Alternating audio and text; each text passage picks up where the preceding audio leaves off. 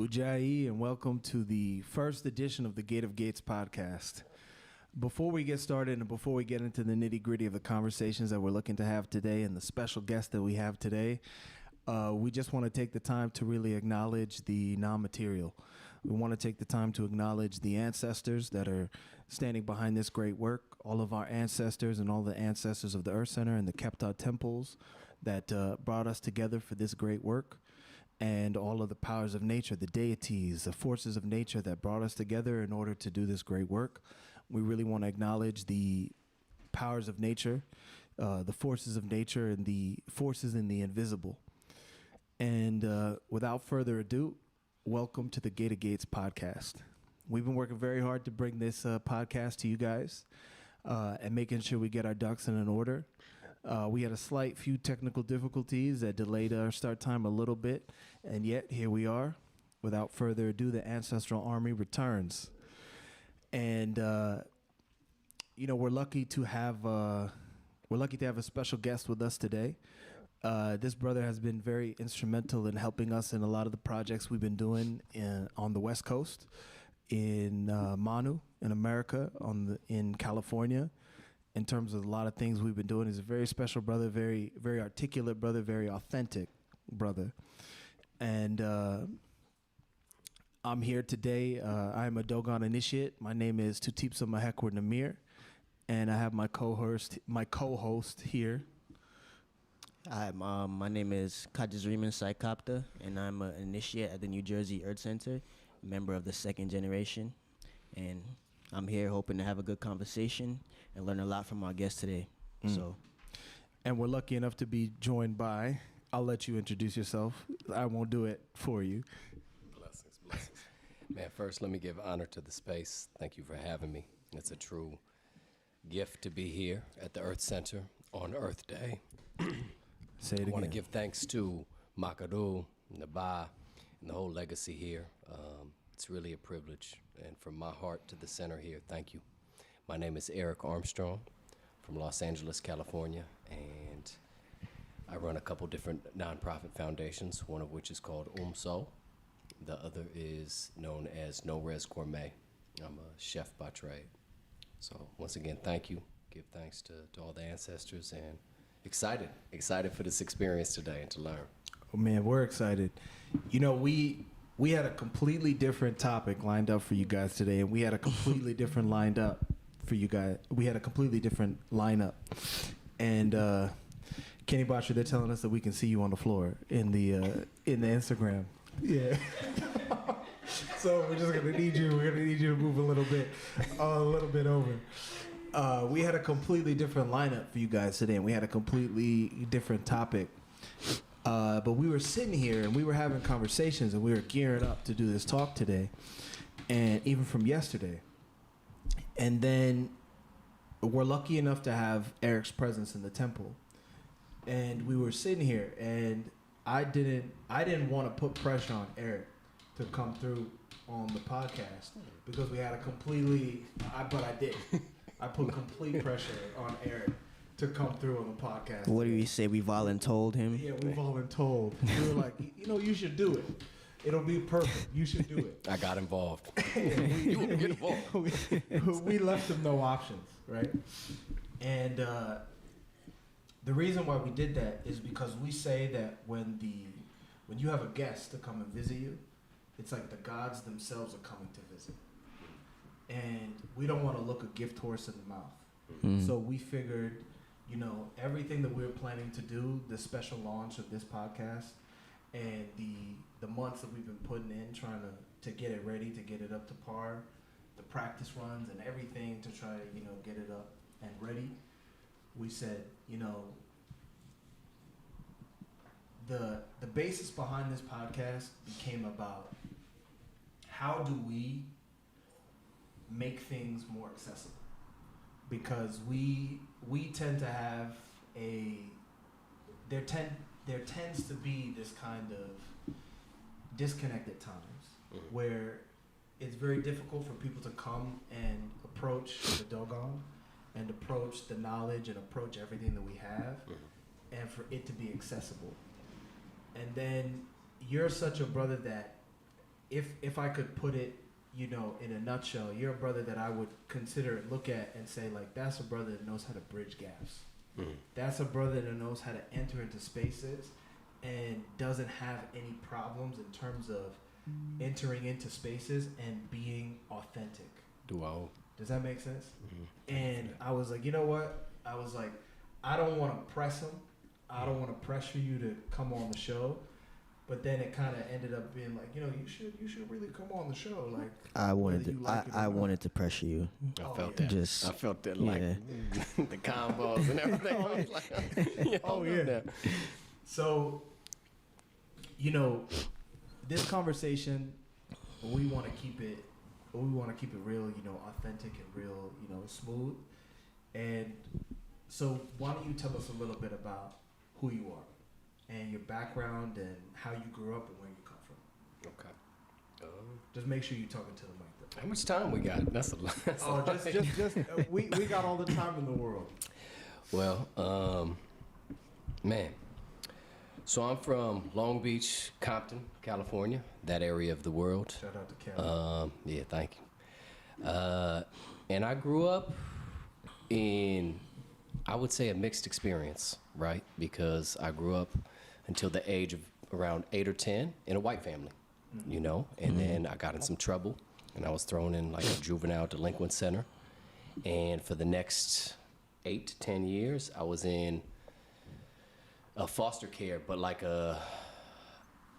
like a foster family that comes and adopts you, more like a center, you know, with everybody's gang banging. You got to watch your shoes. So like a public center. Exactly. In the system, you know, and taught me a lot, you know, growing up in a house of boys, and it was all boys center, you know. So it taught me a lot at an early age, how to read people, how to place my trust with very, very acute discernment, you know. From that place, once I left there, went back to school in Long Beach and was with my father for about half a year. And that's your biological? Yeah. Okay. Didn't work out, and had the blessing of being adopted by Mama Brown and like my family, you know, which is a black family. So it was really beautiful to be able to see the world from many different lenses, you know, and give me cultural awareness from both sides, you know, to see how I could walk into spaces and receive privilege, but also hear about how that privilege is in the house that I'm living in, you know. I'm a chef by trade. A good chef. Yeah, I would say many different things, but like A very good chef. my heart is in the kitchen. He's being humble right now. Food, medicine. So I had the luxury of having soul food and music in the space where I grew up, you know, and just being able to dance and learn and really cook from a place of not like knowing the recipe, but breathing the recipe, you know, like with a rhythm. And then had a lot of suffering in my life, you know. So I lost 2 brothers, one of which was killed right in front of me, you know. So saw my brother ripped to pieces, and really like threw me for a loop, you know. And so in the process of that, I was raising money for the funeral by doing illicit deeds, you know, counterfeit money, turning it to real money. Got told on and did time in prison, you know, 5 years.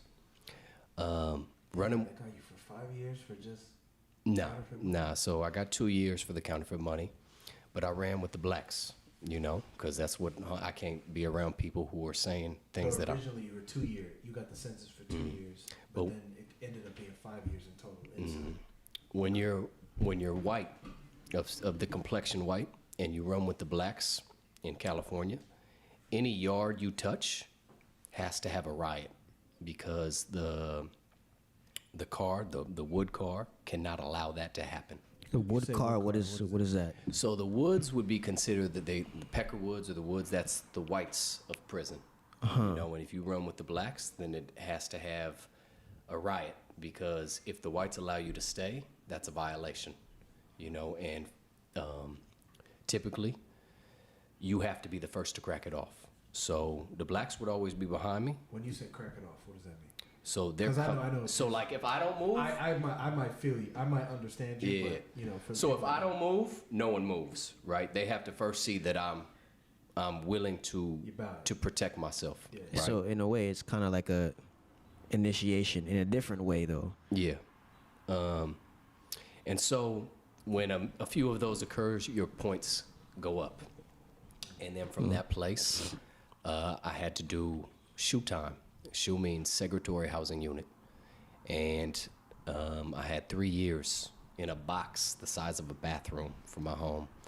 Wow. Which was a gift because, 5 years isn't too much time, right? It's enough time for you to ground in, learn principles, and reevaluate your life, but not be indoctrinated into a way of thinking. Because you get the Yeah, you can get institutionalized. So I was able to read. It's a whole situation issue. You got to like fish line books under the door, and like it's a. So like, they don't even let you take the books inside. Sometimes you get a library, but like most of the trading of the knowledge comes through your neighbors in the next door. But the doors only have like this much space, so you have to like line it in through under the door. Wow. Right? But it was really a gift because in that moment, I had never really taken the time to evaluate who I was, what I stood for, what my principles were. So I was able to say, this is who you are now, and look objectively outside myself as to who I was, right? And redesign my blueprint of what a human should be, who I should be, what I should stand for, what I shouldn't stand for, all these things, and learn. I mean, reading so many books. I was able to start to go to college. In prison. Okay. And got a scholarship to where I was able to get off parole within 1 year. From that point, I started traveling the world. And that's where I really picked up my cooking because I went to about 84 countries. And instead of being like a tourist, I was a real citizen of these places. I would live with the cultures, learn the dishes, sleep on the couch and really acculturate myself to each people. 84 countries. 84. And so how did that come about? Were you cooking before you got into prison?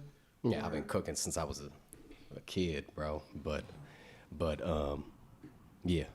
But like I would say the refinement of my understanding. As a chef, you're always looking for ways to be fluid, right? And timing is everything. Like if I boil the water too soon, I can't throw the noodles in, right? Or whatever it is. So timing is everything. And with a journey, you get to learn new things and develop it, and yourself as a person becomes the recipe, right? Because each person, each family, each fingerprint has a different impact on the clay that you become. Mm-hmm. It's crazy because, I know that, when it comes to spirituality, people are expecting a lot of people sometimes to be humble, and people expect people to be kind of, detached, and yet we're human. And I know my brother. The funny thing is I'm flanked right now by two chefs. This brother's a chef, and this brother's a chef, and I'm like the world's most unofficial chef. Like, I love to cook, but I can't call myself a chef. And yet, there was something I was watching the other day. It was All Access for the fight, the boxing match is coming up tomorrow between Tonight. Is that tonight? Mm-hmm. Tank and Ryan Garcia. Mm-hmm. And the trainer for Tank was saying that cooking is an art and baking is a science. And I was like, man. And the brother he said he learned how to cook in prison. And then now that you're saying that, just recently, just hearing that and just thinking about that brother's experience and your experience, how would you say that the cooking experience shaped or helped you move through prison?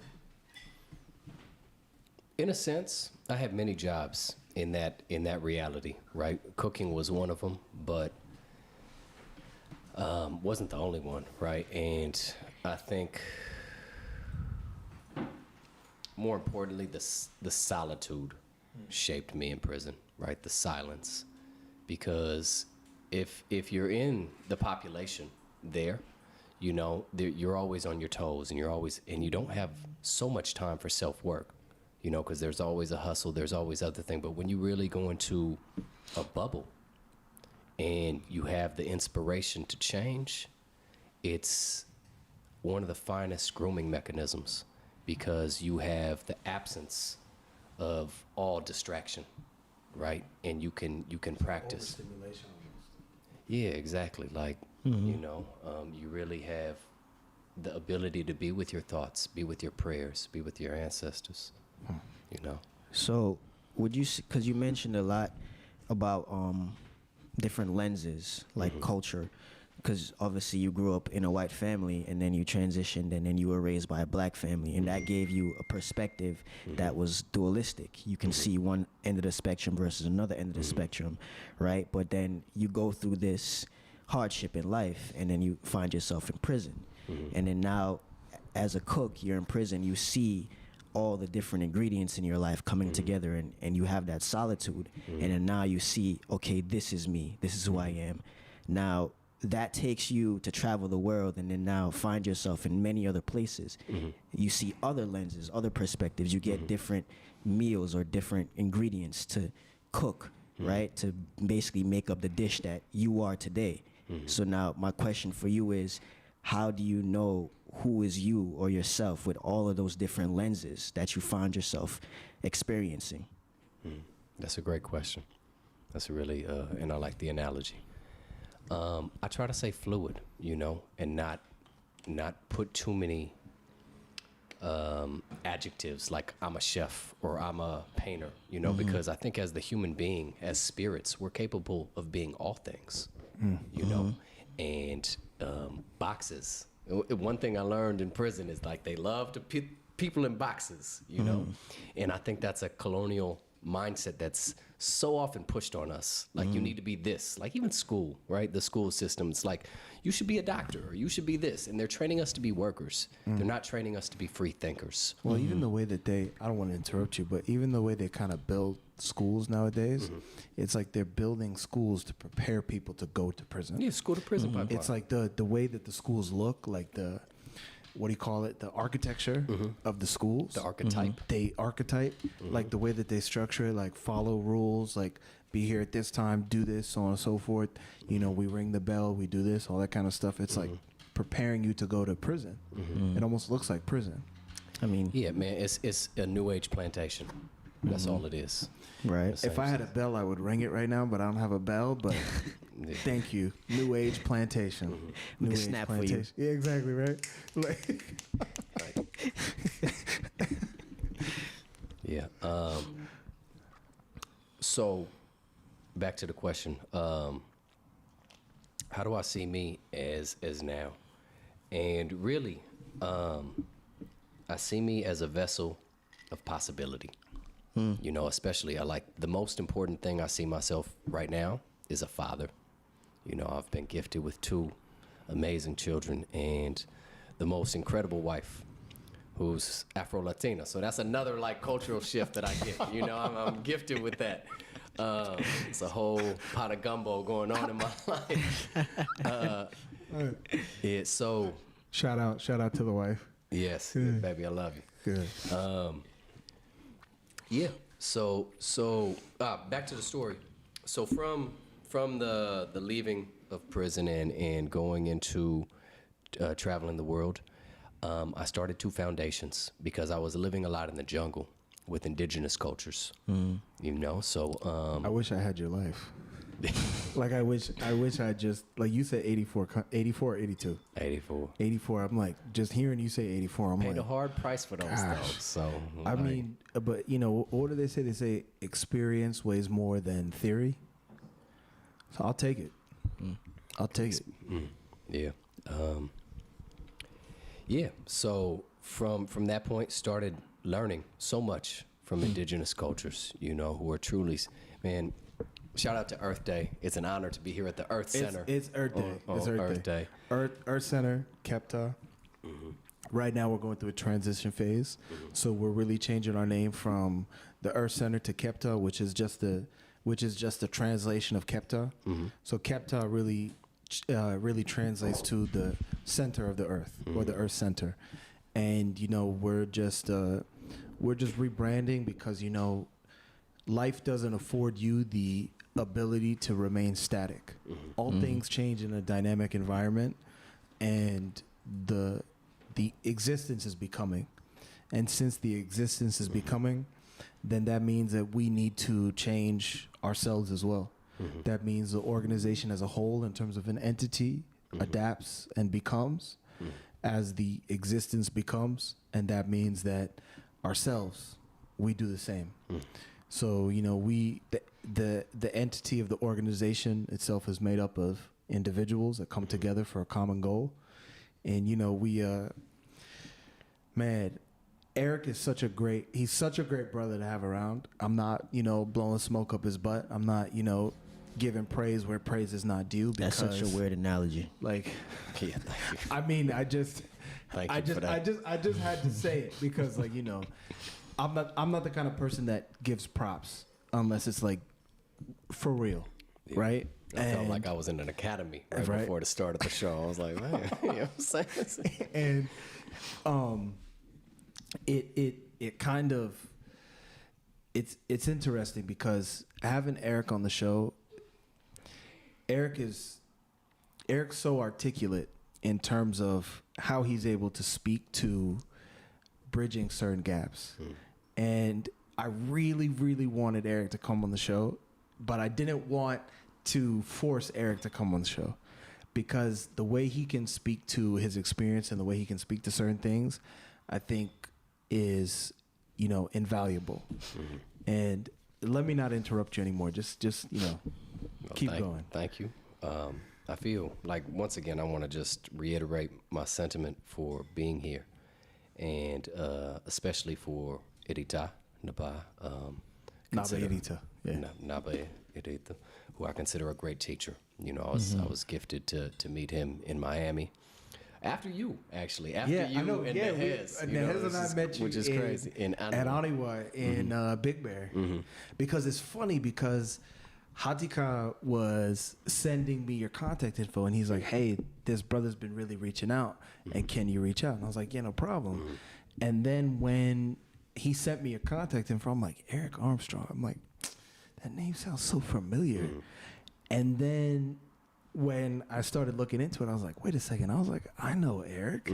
I was like, Erik, because Erik was, for those that don't know, Erik was handling all of the food for an indigenous gathering called Aniwa, which is where they get they get a bunch of indigenous elders from the world, from different parts of the world together, and then they come together to do an event and share knowledge and share experiences and things like that. And Erik was handling the food, and Nehez is one of the elder initiates that's been around in the work for a very long time. And Nehez and I were there, and Africa kind of gets a bad rep at times. Like, we kind of get the low end of the stick at times. Like, you shouldn't say a bad rep. I would say doesn't give as much credit. We don't get the credit we deserve, right? For being the cradle of civilization. I'm not being humble. So, being the cradle of civilization, like, we don't get the the credit we deserve all the time. And Erik looked out for us. Like, I could say that there was one person there that was being like a real person and like a real human being and was really looking out, and it was Erik. Thank you. And like, so when Hatika was hitting me up and he's like, there's his brother, he's trying to help us set up these events. I was like, bro, I know Erik. And then we were so hype because it was like, man, it was like the way people make a difference in your life, you can't really discount it, and you can't really take it away from the people that make differences in your life. And so to even have you here right now, like the way you put it earlier was like divine timing, right? Like, you're here for a reason. And you know, let's not get too off topic, right? Because how would you say that how have you navigated the aspects of culture, particularly colonialism, when it comes to divide and conquer, based on your skin color and based on your cultural experience? Having a mother a black mother, and growing up in, you said Compton, right? Long Beach, Compton. And a white mother. Long Beach, Compton. You know, a white mother and a black mother, because you were telling me off camera that you were claiming to set you were gangbanging at a time, right? in a younger age. Yeah. Like at a younger age. And some of the stories you were telling me, I was like, man, I'm like, save it for the camera. I was even saying it. Like Cynthia's there, she could, attest to it. And because the stories were so powerful. So can you go into some of those stories and touch on that, the divide and conquer aspect, even from the experiences you had in prison and even from the experiences that you've had in your normal life outside of prison? So the question is, how have I been able to navigate the divide and conquer colonial mindset in my life through the experiences that I've had? Yes, sir.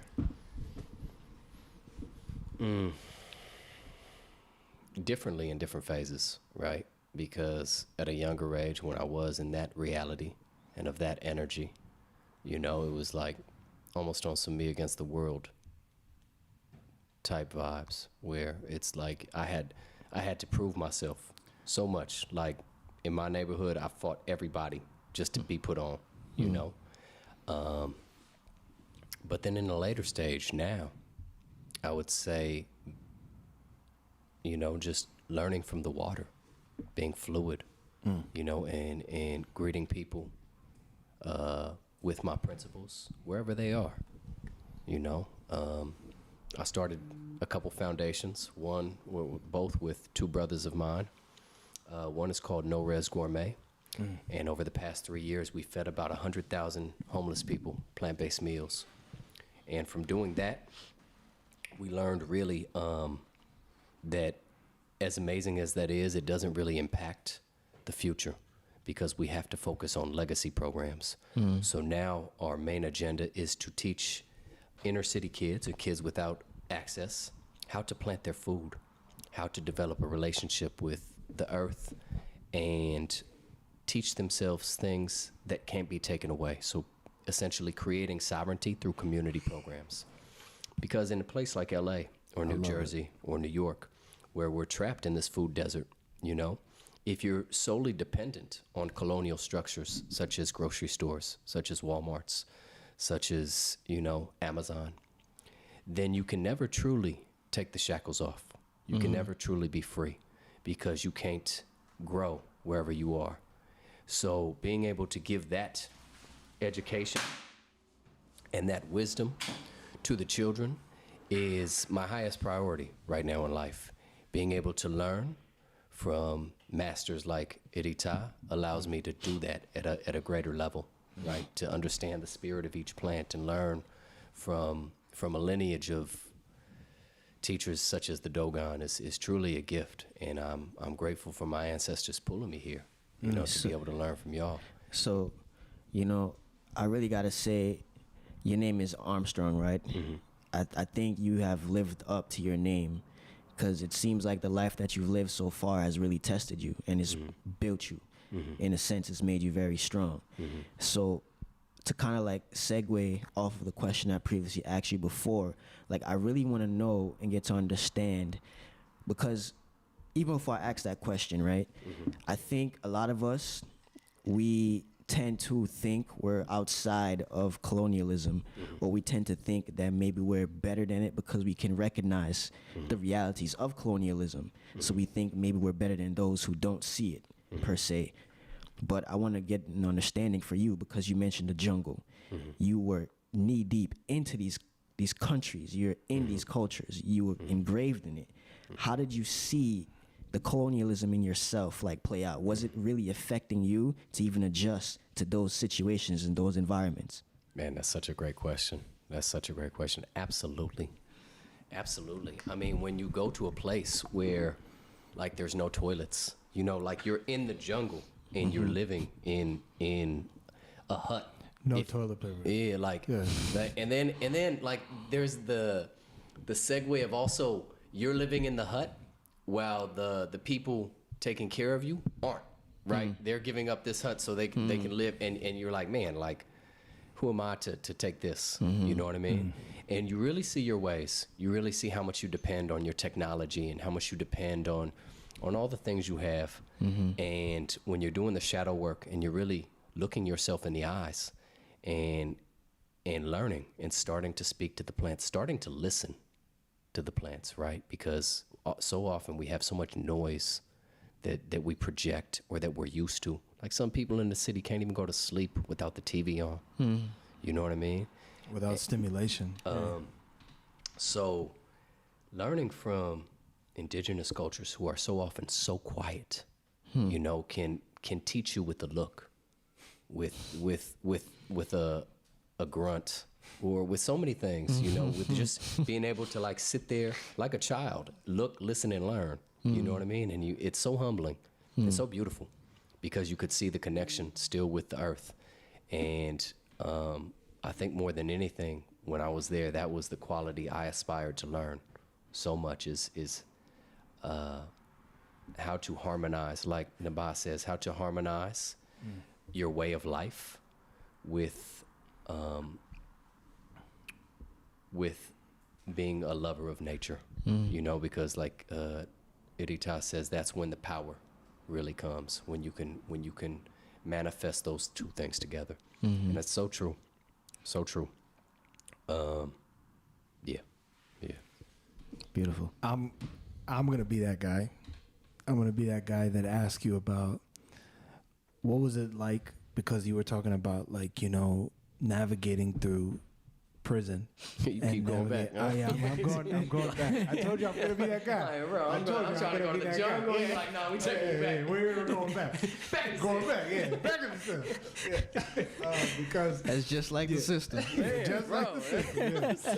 I'm your here colonial host.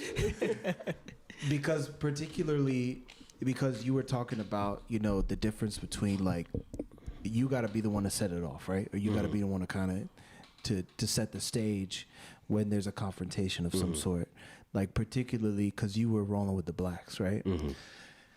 And I don't want to lead the question too much, but can you share a little bit more about that, like how that went down and how that worked out? Like every punch. No, not every punch. Come on. Yeah. I had the blessing. I had the blessing of boxing for 12 years, so I could fight. Yeah. But Don't try Eric. It's like this.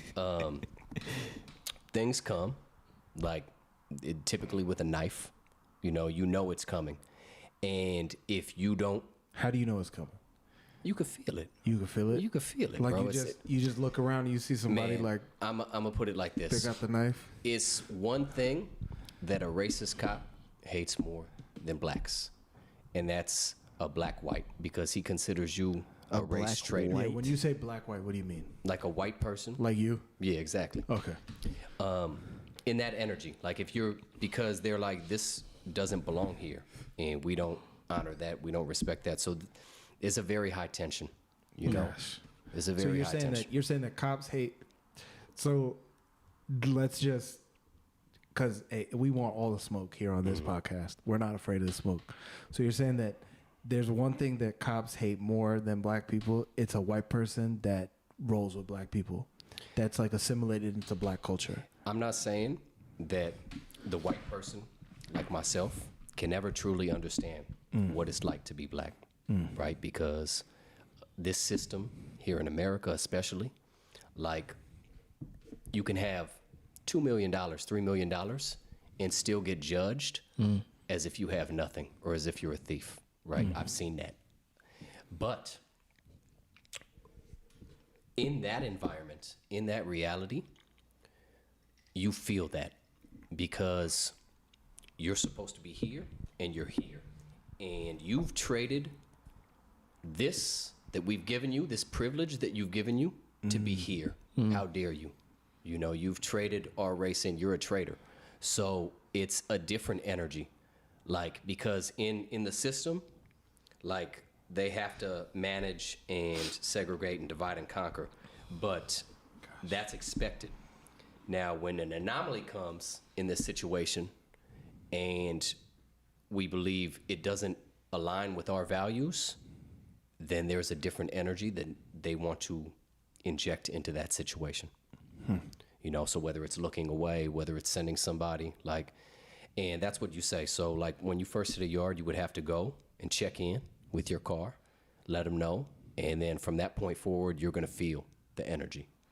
Like, sometimes it happens instantly, within a matter of 5 minutes. Sometimes it'll be the next day.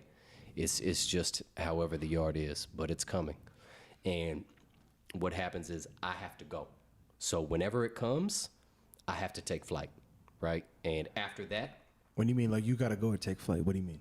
so people like the woods are gonna come, the skinheads are gonna come. I would have to take flight. Like, as soon as I see that, I would have to initiate the contact to prove that I'm about that life. Gosh. And after that, typically, like, as long as I've shown that, then I would have the support. So like when you But say it's a big risk, because sometimes they could just throw you to the wolves too. Like, man, we don't want that trouble. You know, so you like on your when own. you say about that life, you mean like you gotta win the fight, you gotta hold your own, you just gotta show like you're not gonna push me around. Doesn't necessarily mean to win, but in this situation, you better win because knives are involved, right? Yeah. So that's how that typically works. Man. And the reason why I ask is because just like, you know, kind of going back to I was a lot bigger than y'all. Like, I've slimmed up. I was vegan for 10 years. Like, I'll show you pictures later. Like, I was like 190 and like jacked. Because you're like, how is this skinny man? Like, Just disclaimer. it was a out there. different energy, bro. You know? because the reason why I asked, just tying into kind of history, is, you know, this construct of black and white really comes from back in the days, in terms of even back when the Greco-Romans were enacting this base level, a foundational level of colonialism. And the way that they did it is that they would classify the ones that weren't with them per se as the black ones. And it's so interesting because the way that you would do it is that anybody that wasn't holding the same values as you or weren't with you were considered the black ones. And that's really where that history of black and white really comes from. There's nothing new like, under the sun. There's nothing new, exactly. And it's so interesting because it's almost like prison kind of breaks you down into these like basic survival like tendencies or survival levels per se, where it's like, you know, like you can't really escape like the divide and conquer to such a degree where they start enacting the psychology of like, you know, if you're not with us, you're against us. And like, if you're not this, then you're not with us. If you're not that, then you're not with us, and so on and so forth. And it's so interesting hearing it come from you as a person that really navigated through that environment, and you were still able to hold your own because you can't fake energy, right? And you're not faking the energy of being like in a genuine and honest place of coming from that place where like those things didn't poison your heart, right?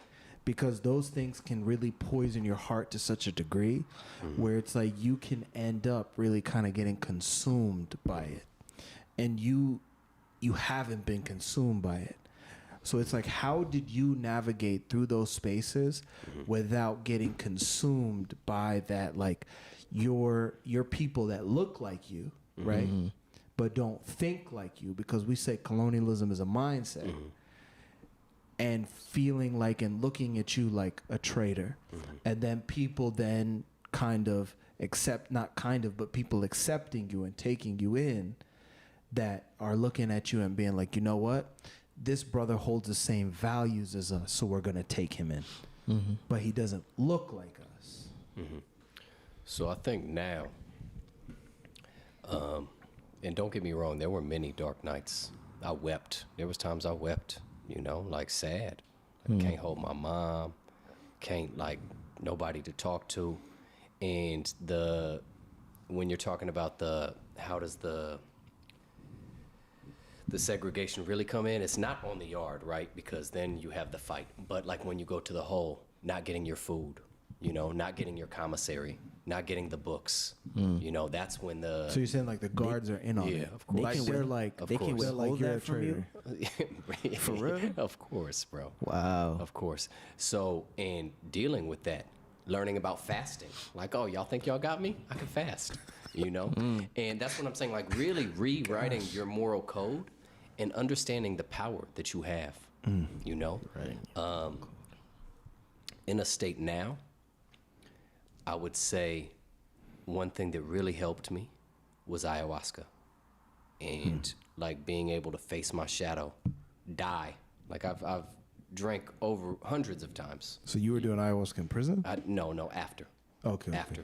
But you were saying, like, how do I still look at in, like, the way to navigate? Yeah.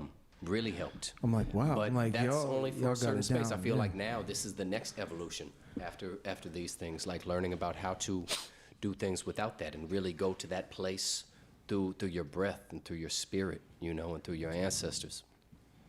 But that medicine did help me very much. The mushrooms at one point did help me very much to be able to go within and face myself, face my shadow, weep, cry, you know, scream in the jungle, because you can't hide yourself. The jungle and nature will pull your nature out of you, you know.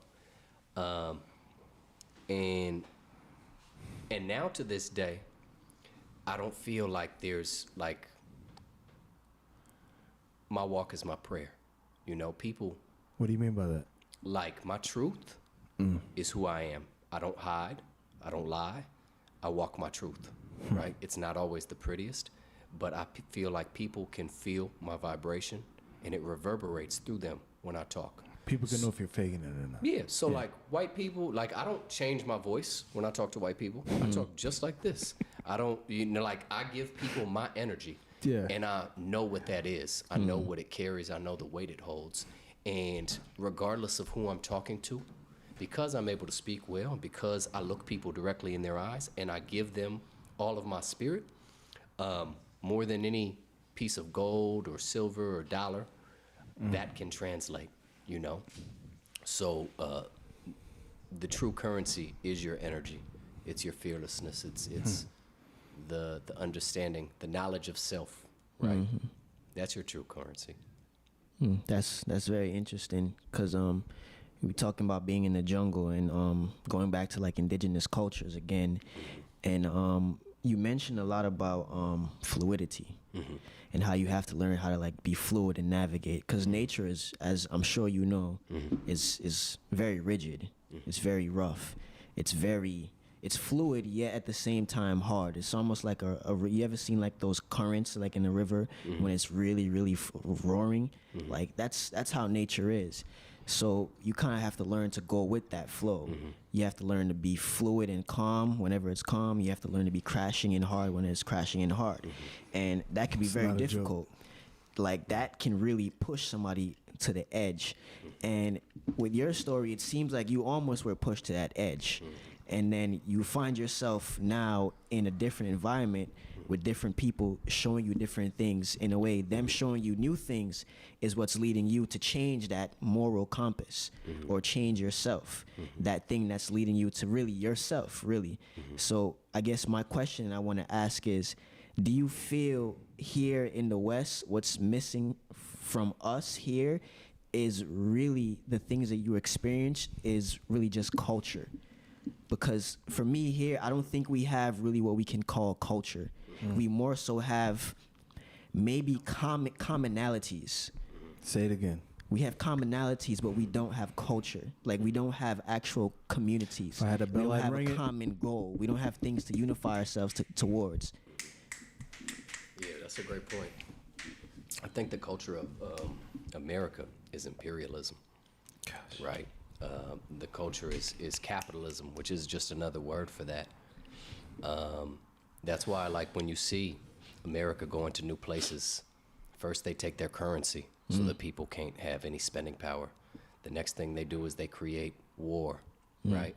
And then they start to build back up with Walmarts and McDonald's and Starbucks, and institute the colonial mindset, the cookie cutter way of life that they believe we should have.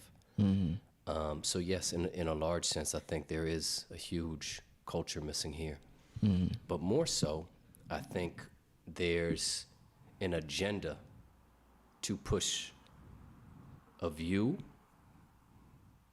that is painted by dark forces, right? Like, in a sense. Thank you, Eric. Keep going. There's an agenda to take your freedom of speech, your freedom of thought, your freedom of movement from you here, your freedom to eat. Like, look at how they poison our food here in America.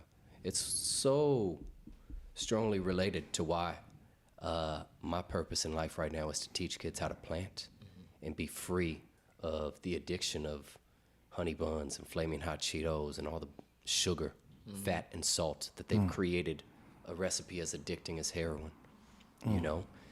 Because these are the chains, right? There's a quote that says, "There is no greater weapon in the hand of the oppressor than the mind of the oppressed." Ring the bell. Yeah, Ring the bell. if I could say one thing, that's so true, right? Because there's no greater slave than the one who thinks he's free. And and here in America, through Hollywood and through Instagram and through all these things, we're so addicted to instant gratification. To instant gratification. And right, like, they've taught us how to cage ourselves. Really.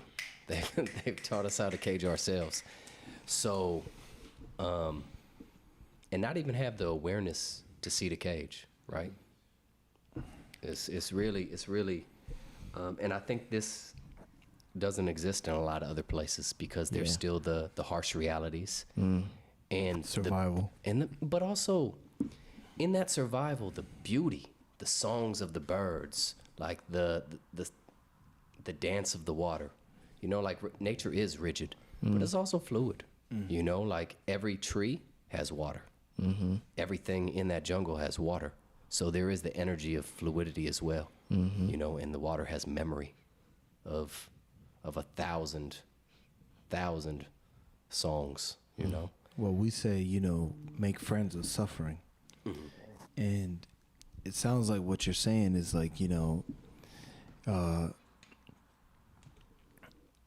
make friends with suffering, because it's like, you know, there's one thing in which you cannot escape, and it's suffering.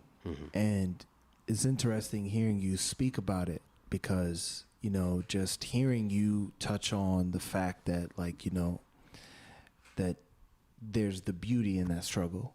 There's the beauty in that survival aspect. And this system has really moved people so far away from that aspect of survival that it's like, you know, people can pick and choose on what they want to do and what they want to be and how they want to live and all these kind of things. And then it's like when you're closer to that survival line, it's like you don't really have an option. It's like when you're closer to that survival line, it's like, like oat milk. No, I'm vegan. Like, no, you don't have time for that.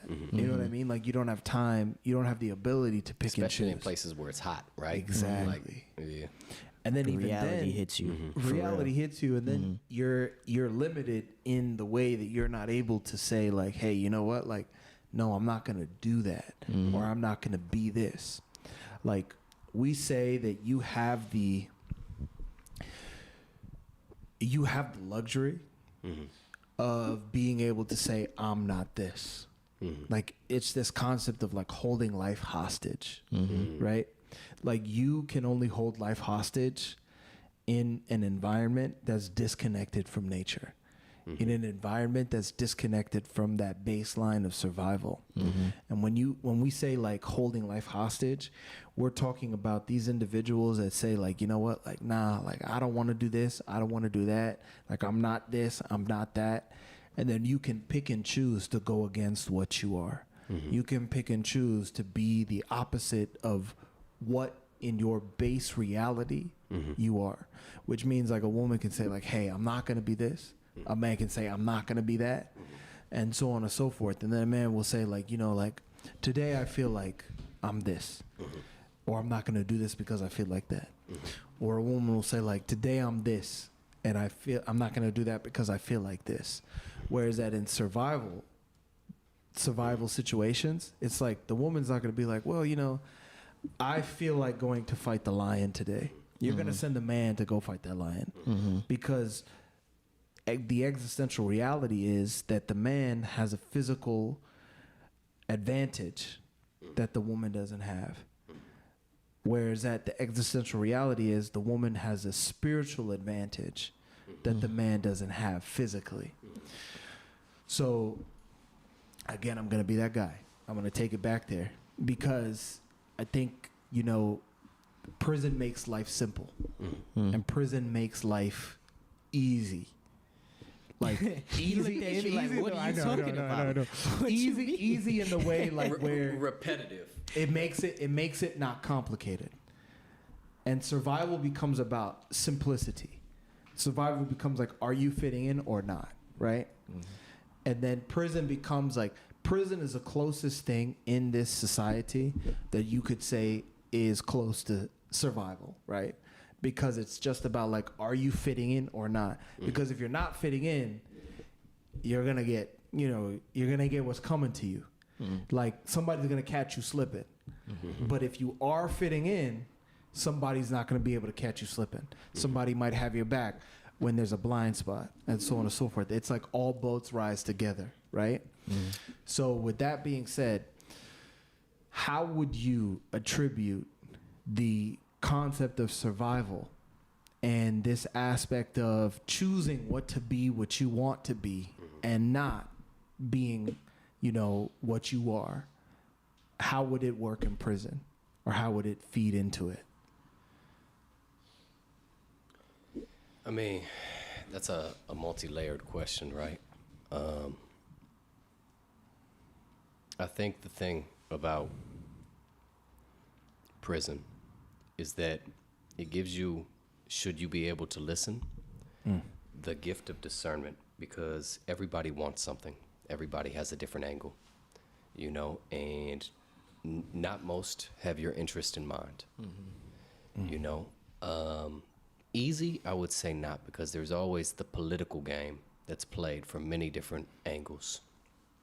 But I think the end game of the people who create the prisons is conformity, right? Which is being, in a sense, also pushed on us today in this day and age, because there's an agenda for control at the highest aspect. You have currencies being slowly eradicated in replacement for digital currencies, which can control your every movement, your every decision. They can track it, right? Yeah, so it's literally colonialism at its highest degree. And then in order to push an initiative like this, there's a necessity for the warrior spirit to evaporate. So how do you indoctrinate that into a society? And that comes with messages and propaganda of confusion, right? That comes with telling kids through their Disney shows that they're this or that, and it's okay, and sending these messages, and not allowing people to truly express who they are, because you're subconsciously telling them who they are. So I think there's that. I think when one is connected to nature and the spirit, their spirit, there's no second guessing, you know, right? You Correct. know. And it's hard to do that in these concrete matrices because we can't even ground into the earth, you know? there's a certain communication that happens when your feet touch the soil and you stare at the sun. You know, there's a reason they put concrete bubbles and disconnect us from that, because we're so truly powerful and we're so truly interconnected, you know, with all the things. Like if we take it back to ancient days at Ken Kemet, you know, like every aspect of life was connected to the spirit of the earth, the spirit, you know, and yeah. Eric's dropping bars. Yeah. I mean, you know, I know what we're getting into is probably maybe a controversial topic, but it sounds like we're talking a lot about what's going on with these new agendas with transgenderism, transhumanism, all these different things. And as a cook, as a chef myself, one thing I can say is food is definitely one of the biggest warfare that they have against us. I don't remember the name of this drug, but there was some scientist apparently who was experimenting with this drug, and he found that it changed the sex of the frogs. Not the sex per se, but the perception of the sex of the frogs. So it could be a male frog who turned into, or think he's a female frog, and then he's now attracted to male frogs. Now, this is only possible because if you understand the spiritual realities of nature, then can you even mention it? Water carries a million songs. Water, I saw that they put the chemical into the water. Exactly. Now. Right. And water is something very spiritual. Water is something that is like of the earth itself. Like water is something that's coming straight from the non-material. When you even think of water, we're even born in water. For us to exist, we have to come through the water or the immaterial world, the water world. The womb that the water that the mother has in your womb. Right. In her womb. And that water in itself is the water that gives you your memories. It's what gives you your cells. It's what's giving you all the things that make you you. So in that same breath, the water that's here on this planet is supposed to sustain us with that same kind of elemental, you know, upbringing. It's what's supposed to give us those things we need. So they're poisoning in the water. Now, as a cook, it made me think, wow, like they're really poisoning not just the water, but our food, because even most of our food has that water. So if they're putting those stuff in the water, and then we're using that same water to grow our food, we're using that same water to even wash our food, it's like what's really going on. So I think it's very, very, very important about what you're doing with, your companies, because it's needed nowadays. We have to have our own separate kind of, unity in a sense. And really what I'm getting at is independence, which I don't even really like that word, because when you break it down, independence, it's like I'm independence to something. Interdependence, Right. I think, Exactly. is where ultimately we need to be. We Right. need a bell. We need a bell. Like even creating sovereignty within ourselves takes community. It takes a village, right? We're all teaching each other, like We're all especially the needed. children. Everybody you has know? the same value. Absolutely. You touch on the water, and I'm just going to segue a little bit. Like, a lot of my life has revolved around water. This actually is a project. Yeah, can you break us down some of the products that we have right here, even before in that topic? So this is a bottle by a foundation of me and my brother Pablo called Só, which means we are one or only one in Portuguese. And we utilize mediums or products to supply water systems, children's schools, and cultural centers for indigenous communities around the world. And what's so powerful about this bottle is we use a sound resonance technology. So we imprint the frequency of spring water, the natural path and vibration that it takes to become spring water. And then we also imprint a mantra. So we had a mantra from Yuba of the Huni Queen, and we have a mantra from Benki of the Ashaninka, imprinted into the glass. So as new water is poured into there, the glass reverberates at that frequency and transmutates the water that's in there into the water of gratitude, which when you drink, changes the water within you. And every penny from these bottles goes towards funding these projects. Right now, for anybody who wants to grab one of these, and now it doesn't filter your water, but it structures your water. And all the bottles right now are dedicated towards the sacred sites preservation and the permaculture programs for the Dogon people. And we're grateful to be a part of that project. Yeah. And the other project here is, this is, really beautiful project that I'm grateful I'm came telling to you, me this everything that Erik works on. Thank you. Quality. This is a coffee alternative called Ashe. For those who don't know, which I'm sure not many on this podcast, Ashe means "and so it is." It's a prayer of affirmation, Ashe. but it also is the divine life force that flows through all things. So technically, when we say Ashe, we speak life into something, right? And it's a mix of like 28 different ingredients. Every ingredient here is sourced not only from a person I know, but I also know their level of intention. And the design is a full circle offering. So right now we have 6 different purpose projects that create an Arise to Ritual bundle. So you get a tapestry that's Kana from the Shipibo, which is like a prayer song. You get a spoon, hand carved from the Maasai. You get an incense from the Dogon, the spiritual incense, which is really powerful. And a song from the air. So it's designed so you can not only just sip a cup of coffee and run to the next thing, but you have a moment. You give a moment to yourself and you separate that time of the day to really ground in, tap in, and be with yourself and your spirit. And it focuses on healing each system of the body. So yeah, that is one of the other projects we're working on right now. So before we segue into other parts of the conversation, I wanted to give Erik the time to really plug Ashe and all of the projects he's been working on. And let me just say this, that we have a exclusive merch drop that's going to be happening tonight. I'm not going to say the time, but if you want access to that exclusive merch drop, you have to sign up for the Kepta, New Jersey newsletter. So that means if you don't know, go to kepta-nj.org. And then when you sign up for our newsletter, you will be able to get access to our exclusive merch drop. I'm not going to say the time, but that is the place. I can say one thing just to bring energy into that. I am willing to personally pay for and gift a bottle to the first person who signs up. Man. So we'll do that. If we had Funkmaster Flex bombs, we would drop it right now. If we had DJ Clue bombs, we would drop it right now. But because we don't have them, it's okay.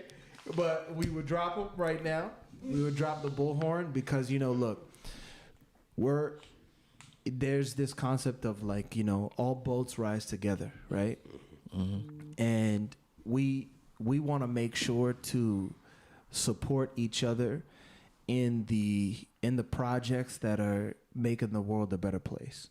Because if you don't think that the world is messed up right now, it's really a problem. We say, or Master Naba's words himself is that if you don't think that the world is not in a good place right now, then you're a part of the problem. You're a part of the issue that's contributing to the world being what it is. And we just really want to take the time to, talk about all the projects that we're working on that are bringing us together. Because, we say that in the existence, for Erik and I to cross paths, it means that at some point our ancestors sat together. And ancestors do not have a gender. The spirit does not have a gender. The spirit does not have a time. They're not bound by time and space. They're not bound by these limitations that we find ourselves limited by. And it's really a time for us to come together to make the world a better place and to return to the glory of the great ancestors. Because there was a time in which the great ancestors were ruling this planet. And when they were ruling this planet, they made sure that the height in which humanity reached was unparalleled. And for the past what year is it? 2023, right? Yeah. For the past 2023 years, we've been under the rule of colonialism and under the rule of this principle that's coming from one of our temples, which means to go against being human and really go against, the principles of human, to what makes you a human being or human, right? So it's important. It's important what Erik is doing. It's important what, Kepta is doing. It's important these projects that we're talking about and supporting them, because, there's no better time than to change the world than now. Because if we don't really rise up and take care of what we need to take care of, it's going to pass to our children. Mm-hmm. And I don't want to see that pass to my children. I don't want to see that pass to Erik's children. I don't want to see that pass to Kaja Zariman's children or any of the people that are on the line. Like, I would much rather handle it rather than seeing my children handle it. Mm-hmm. Because we're really in a time in which, the world has no mercy in terms of the becoming of the existence and where the world is heading. And it's important. Small projects, they seem small. They may not, be as powerful as, what the government is doing. It may not be as powerful as what, the powers that be are doing, or the power that, the powers that be have at their disposal. And yet here we are. You cannot crush the spirit. You cannot stop, the ancestral spirit from rising again. And that's where we find ourselves. We find ourselves a part of this time in which the existence is calling for revolution. And, it's important. Economically, that's one way in which you can fight the fight. But there's many other ways in which you can fight the fight. And we just invite you to check out, all of Erik's projects, all of our projects, and get involved.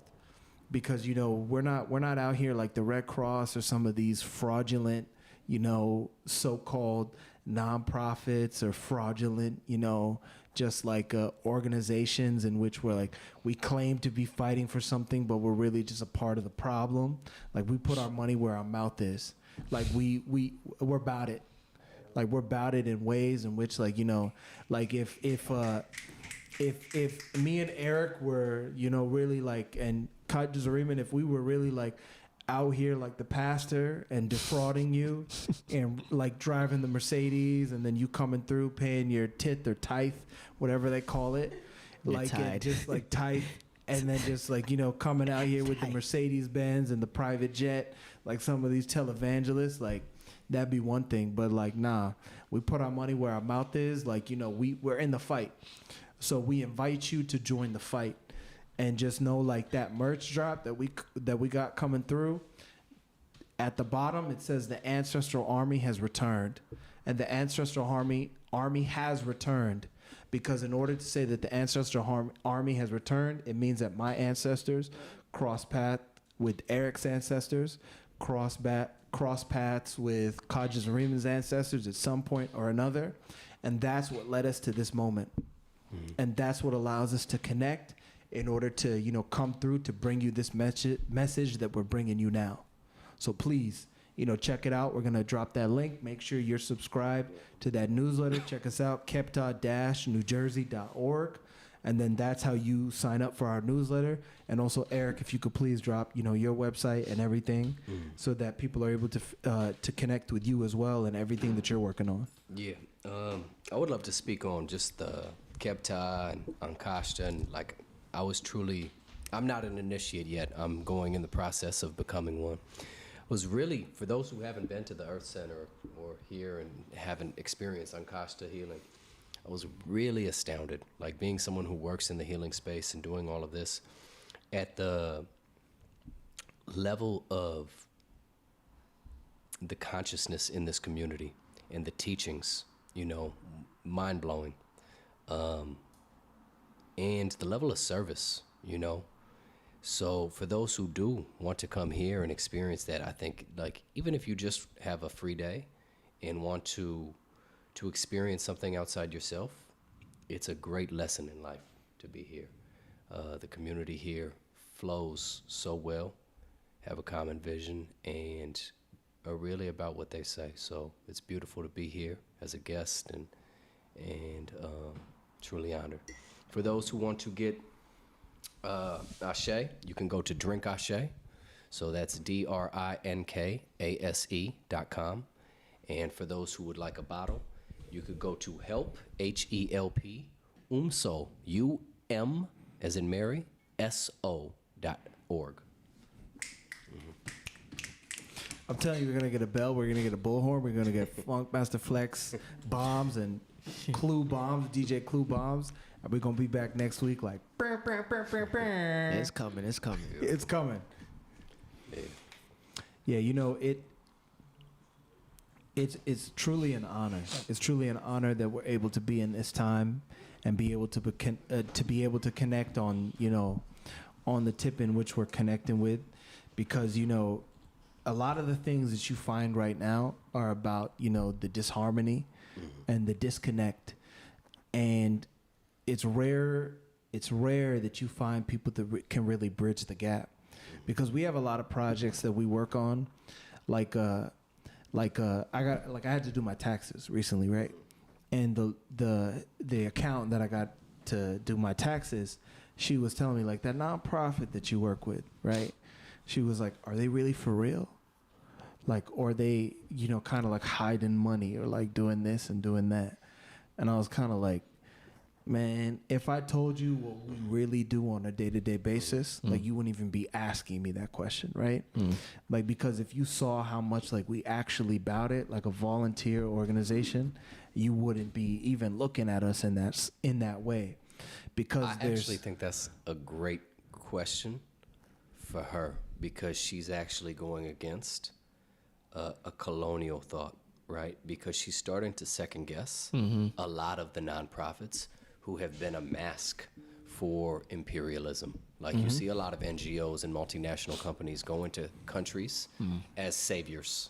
Correct. Right? And really, they're just scouting for corporations to steal minerals and other things. So who knows what her intentions were? But even the fact that she's second guessing lets you know that not everybody has full faith. she's about that life.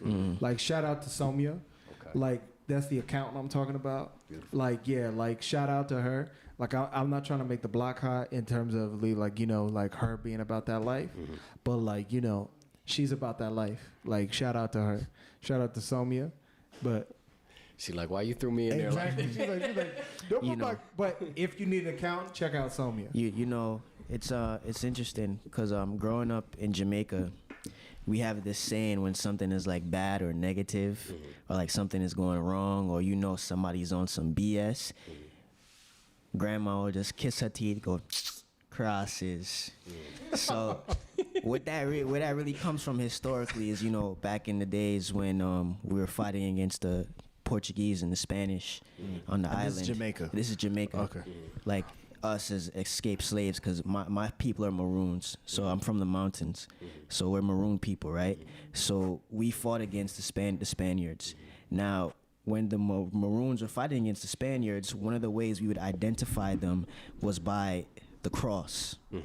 They would carry their cross, because, as you know, colonialism really starts as kind of like a branch Symbolism. of, it's a symbol of religion. That's how they colonize the entire world with religion. So whenever they would see the crosses coming, they know it's trouble. So they start identifying that as like, okay, crosses. So, but it's interesting because we talk about those, and now those are the same organizations: Blue Cross, Red Shield. What is the other one? Salvation Army. Salvation Army. Red Cross, Salvation Army, Goodwill. Yeah, all of those. all of them are coming. Doctors Without Borders, or Doctors Across Borders. Some of them, all of them. Yeah, UN, the UN, all of them. biggest mafia you could find. But they're all coming in with religion, and they're coming into these indigenous spaces, and then they're coming acting like they're giving aid or help. And then all of a sudden, now you see these people are out of their home. All of a sudden, now you see wars are happening in that place, and then they're the same people going in, giving quote unquote aid to the people who they caused the problem to in the first place. So it's almost like this continuous cycle of colonialism that never really ended. And it's such a complex enigma for those who want to donate and figure out who to give their money to, right? Like who truly want to help. And for that, I would say, if you're going to donate to an indigenous cause, there should be indigenous people in the group, because I think it's even for the people who have NGOs and want to help, like a lot of them give help how they want to give it. You know what I mean? And not meeting the real needs of the people there because they're still in the authoritative state of dictating how the help comes. You know? So that's why, like, I really believe in Kepta and Ankash and love the works you guys are doing, and know that the leadership here is very... It's indigenous. Yeah. You know, like our organization is indigenous founded and indigenous run. And that's what kind of makes us different from some of these other organizations that you can talk about. Because, you know, like we put our money where our mouth is, and like we go to indigenous areas and we spend our time there. And that's where we put our money. And that's where we put our time, and that's where we put our attention, and that's where we put our energy. And, you know, some of these places like, you know, the Red Cross and, you know, the UN and all these places that claim to be like, you know, about like helping these indigenous areas and all these kind of things, they're just extensions of the colonial institution. And they're colonial institutions in the way that they... Scouts? Yeah, they just function as, you know, it's like a different arm on the same monster, Baraka. And that's the way that they move, in that they want you to think that they're not all a part of the same beast, and that they're a part of, like, you know, that they're different and that they're somehow doing something different. But that's not the case. And it's not the case because, you know, the way that they're moving is that they're looking to further the agenda of these colonial institutions. And like my brother was saying here earlier, you know, there's a dark agenda. There's a much darker agenda that, you know, people are comfortable speaking on and touching on, that, you know, we're not afraid to touch on. We're not afraid to really, you know, talk about, because, like, you know, there's a lot of, you know, circles, like you call them, you know, secret societies. There's a lot of circles, like, you know, you call them, you know, these like Hollywood circles, these political circles, like these government institutions, these powerful leaders, like, you know, where they all seem to be a part of the same, you know, circles, and they all seem to be working together, you know, the celebrity circles, the political circles, you know, all of these different aspects. And like, you know, we're not afraid to call a circle a circle. We're not afraid to, you know, speak truth to power in that regard. Or call a cat a cat. And call a cat a cat. Or a man a man. A man a man, or a woman a woman. You know, like a born woman and a born man, a born man and a born woman. Because, like, you know,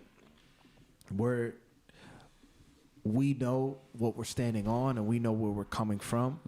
And we say, you know, when you know where you're coming from, you know where you're going. And we know where we're coming from. And luckily, we know where we're coming from in order to know where we're going, because we know what we're fighting for, and we know what we're standing for.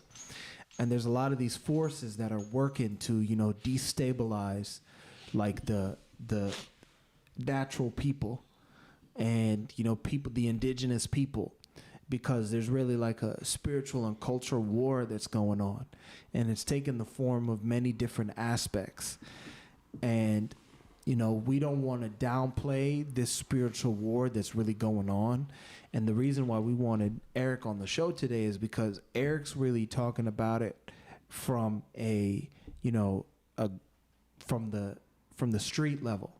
He's really talking about it like really fighting to really reclaim your culture and really stand for yourself, you know, in a way in which you're reclaiming the thing in which you can grow, the thing in which you can feed yourself from. And I don't think that aspect is really touched on a lot, because a lot of people want to talk about, like, you know, decolonization, and then they kind of use it in a euphemism kind of way. without really touching on like the practical aspects. So, Erik, if you could please, tell us a little bit about, kind of reclaiming yourself to some degree in terms of food and in terms of growing your own food and in terms of, because today's Earth Day, right? Shout out to Earth Day, even though it's a colonial holiday. It's not prison day. Yeah, it's not prison. No. We're not gonna take you back to prison. Don't worry. Please, not this question, bro. Yeah, no, I'm not gonna take you back to prison. Not again. But it's like, just kind of talking about like it from that perspective on a practical level, on a day-to-day. It's Earth Day. How to, take care of yourself. How do you take back your power? Exactly. Man, there's a quote that says, whatever you practice becomes practical, right? And I think... Ring the bell. I think the discipline, like that's one thing Rita really instituted into me with our conversations is that I need to practice so much discipline. I think the discipline comes with the awareness of self, right? Being able to see yourself outside of yourself. And that comes from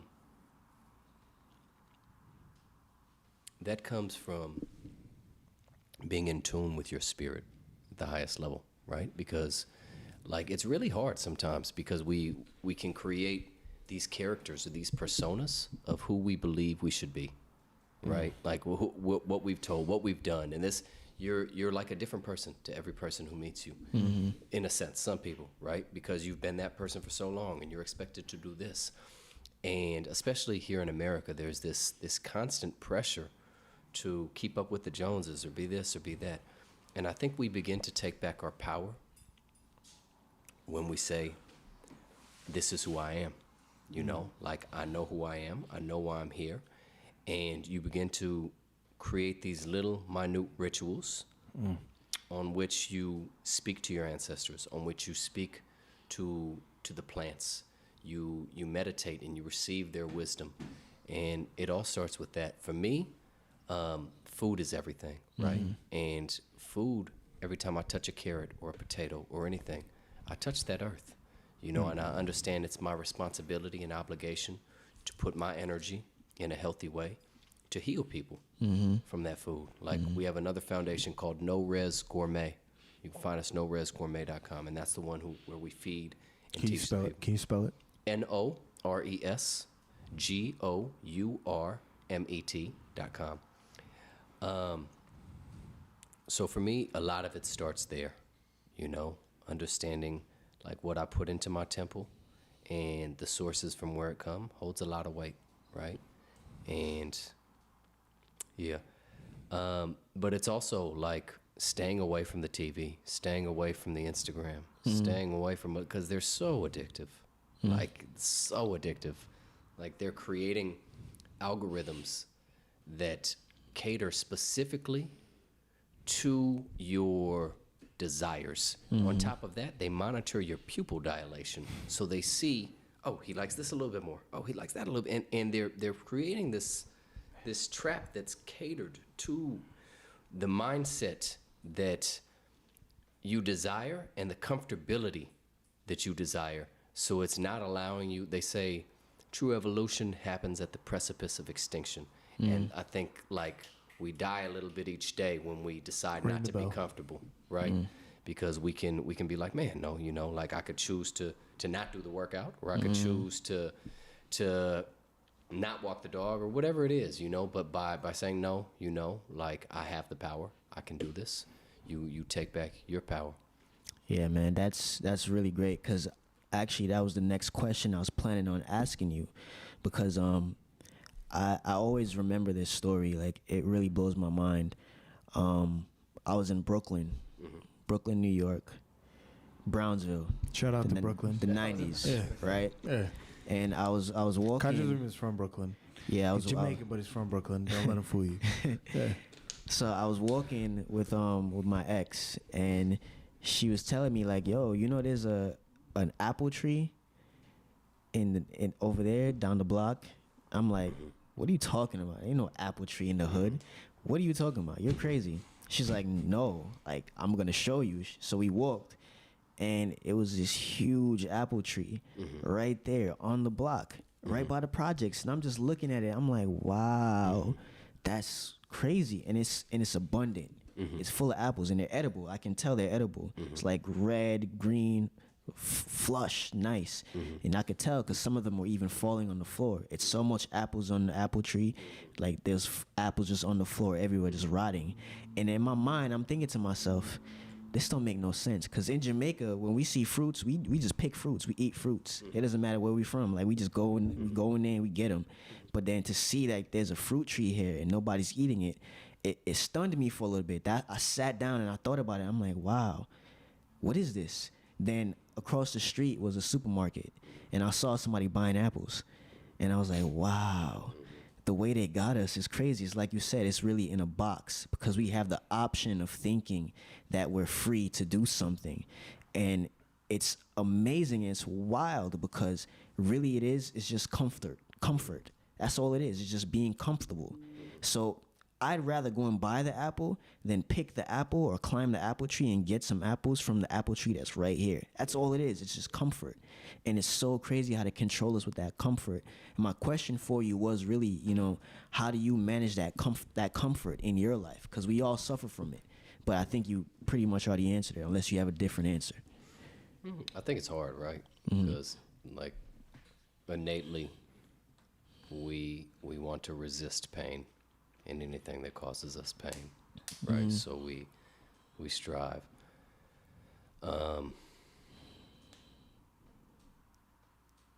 However, one thing that I really find joy in doing is learning new things, you know? And I think that keeps me from being so comfortable because you keep the curiosity of the child, which is like, you know, almost the spirit of God, right? God, children come to us with this godlike curiosity and innocence and ability to view things like we don't see them. You know, they're really our teachers through our ancestors coming back again and again to teach us new things. And it's beautiful that you said the apple tree. One of my, you know, it's illegal in LA at least, to plant fruit trees on the city. Really? On the sides of the street. You can have it in your property, but all the regular trees can't be fruit trees because they say it creates too much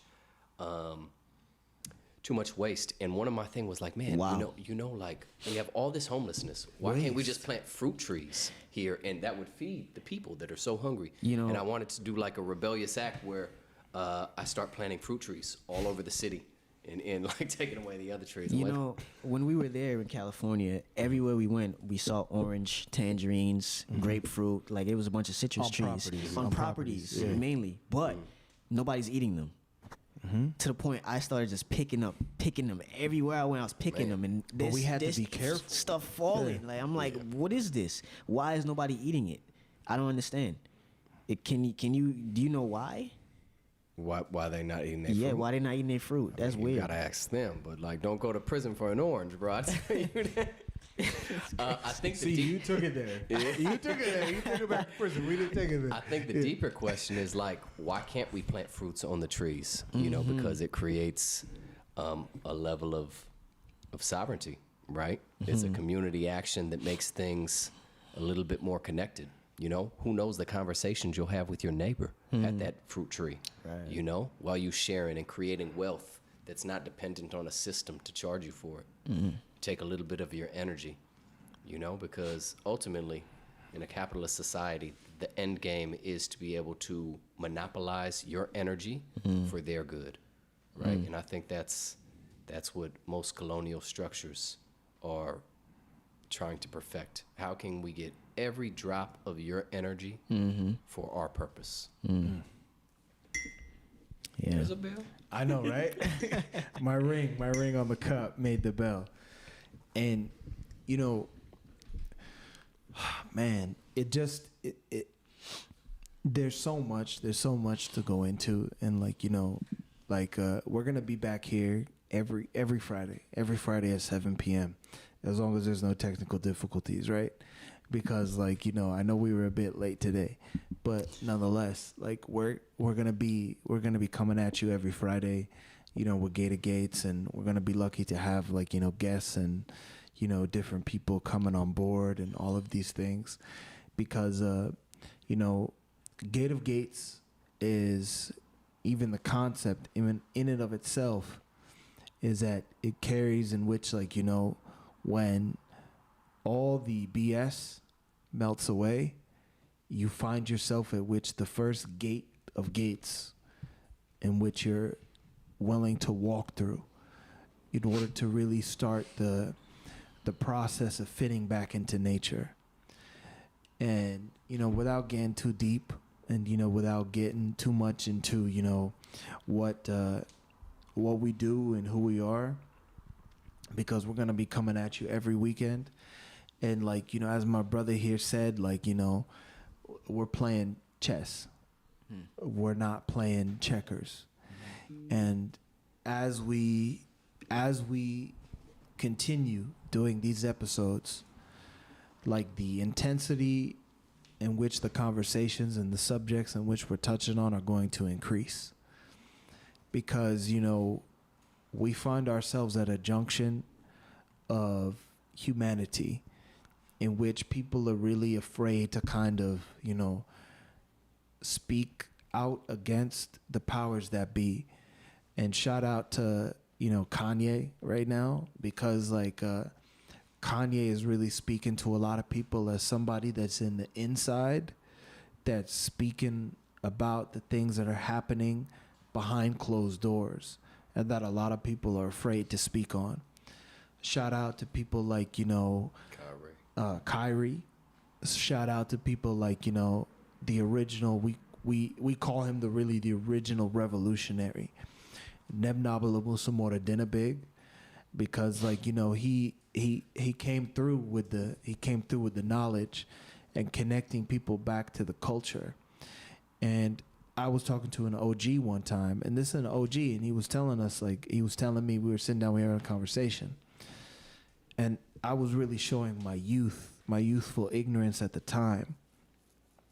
And he was telling me, he was like, you know, we sat around and we thought that, you know, we always knew that somebody was going to show up to be the, you know, the bridge back to the thing that was going to help us get out of this, you know, madness, the madness of colonialism. And he said, first we thought it was, you know, Marcus, meaning Marcus Garvey, and they took him down. Then we thought it was, you know, Martin, and then they took him down. Then we thought it was Malcolm, and they took him down.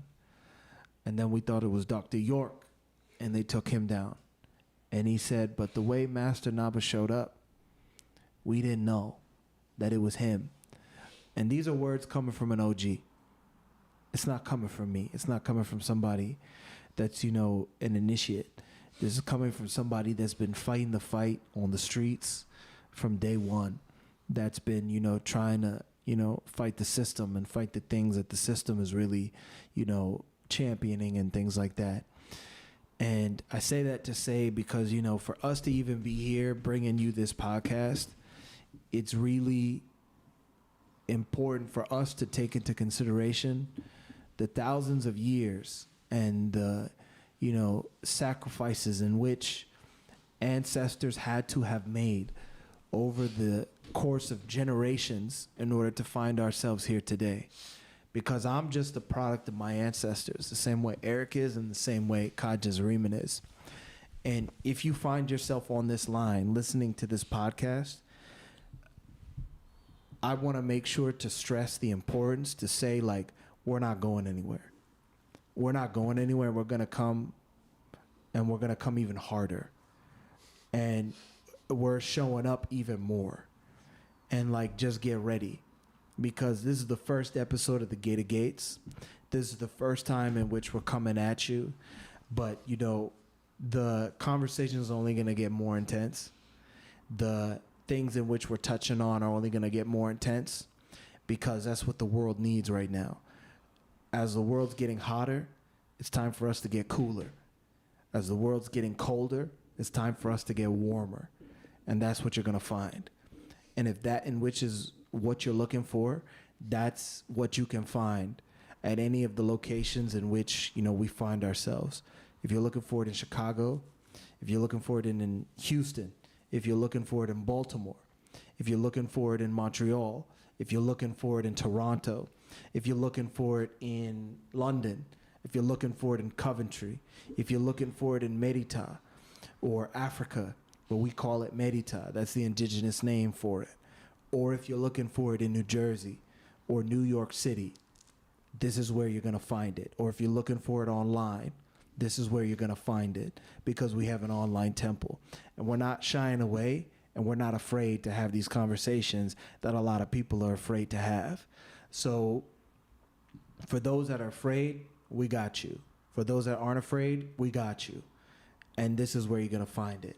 So please make sure to tune in to, the Gate of Gates will be coming at you on YouTube, and we'll be coming at you on all major podcast platforms that you can find us on, and Instagram Live, because now we're going to be coming at you with a different flavor, different guests, and making sure, we really bridge the gaps and become the Gate of Gates that the world needs to see in order to walk through the Gate of Gates, in order to really turn the corner.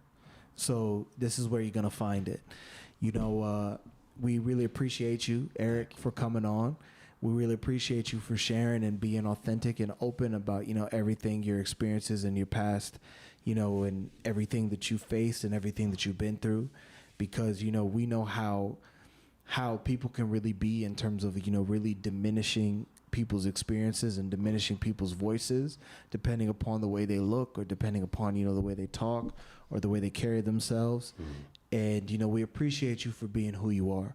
And we want, to make sure that, that the door is open for you anytime that you want to come back on here. And, we're looking forward to the conversations we're going to have in the future. We're looking forward to the projects we're going to be working on in the future. And, if there's anything that you want to say to everybody before we sign off, and before, we come back at you next weekend, me and Kadja Zariman will be here for sure. I can't speak on, if we're going to have Erik. I know Erik's got to go back to L.A. He's got a family to get back to. But nonetheless, Erik, if you have anything, you can say it to the people right now, projects and things, before we really come to a close. Man, thank you so much, both of you, for having me here. It's been an honor to speak. It's and an honor and a privilege for us to have you, honestly. Share a moment here with the whole family. The projects I've described, there's a few more we have, but I think those ones are really powerful at the moment, and you can see the difference in the quality of what we put into things. I would just say, man, this is a really beautiful thing you have with the Gate of Gates, and I think one thing that struck me was when we had the conversation, you talked about welcoming the traveler. Anybody should be able to come on the forum, the chat, whatever, and share your thoughts. Help us grow together. That's where the true alchemy lies, in being able to observe an opinion and being able to have an open conversation and dissect from that. So, it happens with the person watching, with all of you coming on here, sharing your thoughts. I would love to learn if there's any advice or perceptions that I could learn from. Thank you. And thank you for listening. Thank you so much for having me. My true appreciation here is with y'all. All right, it's a pleasure having you. It's always good, and we hope you come back the next episode or whenever. Yeah, we know Erik's coming back. Erik's 10 toes down, man. You can't make Erik, step off. You can't make Erik go anywhere. So we know how Erik is. Beautiful. So we're gonna be here, and we're looking forward to all the projects we're gonna do in the future. And again, just to plug our merch drop. we have our exclusive merch drop. I'm not going to say when, but in order to get access to that merch drop, you have to be signed up for the Kept On New Jersey newsletter, which is different from the global newsletter. So make sure you are signed up for that Kept On New Jersey newsletter, and you can find that. We're going to put that in the description. That's also KEBTAH-NJ.org. That's KEBTAH-NJ.org. And that's how you have access to the exclusive merch drop and all the other hidden pages that we have on our landing page, because we have a lot. We have a lot there. But, you know, we're not going to talk about it. We're going to be about it. So if you want to find out about it, you want to learn more, that's how you get access to it. So please make sure you're signed up for that newsletter because, like I said, we're coming at you. So this has been the first episode of The Gate of Gates. We're honored and truly, privileged to have you guys tune in and to have our guest, Erik Armstrong. This is myself, Tutipsa Mahekwa Namir, and Kajizrima Saikapta. we are initiates of the Earth Center, and we thank you. And please tune in next week. Idiru. Idiru.